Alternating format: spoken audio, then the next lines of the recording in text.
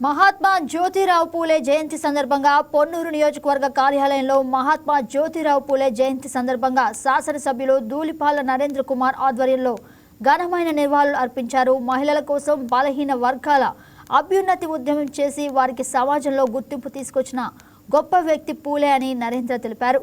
పూలే స్ఫూర్తితో సామాజికంగా రాజకీయంగా బీసీల ఎదుగుదలకు ప్రాధాన్యత ఇచ్చింది టీడీపీ. అయితే బీసీలను అడ్డుపెట్టుకుని రాజకీయ లబ్ధి పొందడంలో వైసీపీ ముందంజలో ఉందన్నారు. తెలుగుదేశం పార్టీ అంటేనే బీసీలు, బీసీలు అంటే తెలుగుదేశం పార్టీ. ఎన్టీ రామారావు గారు తెలుగుదేశం పార్టీ పెట్టినప్పటి నుండి బలహీన వర్గాల ప్రజలు ఎవరైతే ఉన్నారో, అణగారిన వర్గాల ప్రజలు ఆత్మ గౌరవంతో తల ఎత్తుకొని నిలబడే విధంగా ఒక వేదిక తెలుగుదేశం పార్టీ కల్పించడం జరిగింది.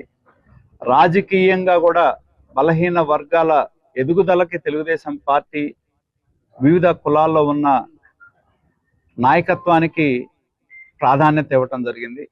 అదేవిధంగా ఎన్నో చారిత్రాత్మకమైన నిర్ణయాలు, ఎందుకంటే కేవలం సామాజిక పరమైన ఎదుగుదలే కాదు, రాజకీయ పరమైన అధికారం ఉండాలి అనే ఉద్దేశంతోనే మొట్టమొదటిసారి స్థానిక సంస్థల ఎన్నికల్లో బీసీ రిజర్వేషన్స్ తెలుగుదేశం పార్టీ తీసుకురావటం జరిగింది.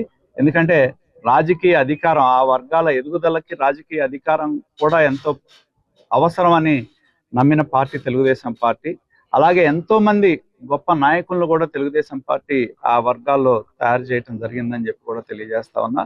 గతంలో ఎప్పుడు కూడా నిరాదరణ గురైన వర్గాలు ఎవరైతే ఉన్నారో ఆ వర్గాలకి నాయకత్వాన్ని అందించి ఇవాళ మన మధ్య లేకపోయినా ఎర్రనాయుడు గారు లాంటి వాళ్ళు కావచ్చు, దేవేంద్ర గౌడ్ కావచ్చు, యనమల రామకృష్ణ గారు కావచ్చు, ఎంతో మంది చదువుకున్న యువకులకి రాజకీయపరమైన అవకాశాలు తెలుగుదేశం పార్టీ కల్పించి ఆ వర్గాలకి ప్రాధాన్యత ఇవ్వటమే కాదు, ఎదగడానికి అవకాశం తెలుగుదేశం పార్టీ కల్పించడం జరిగింది.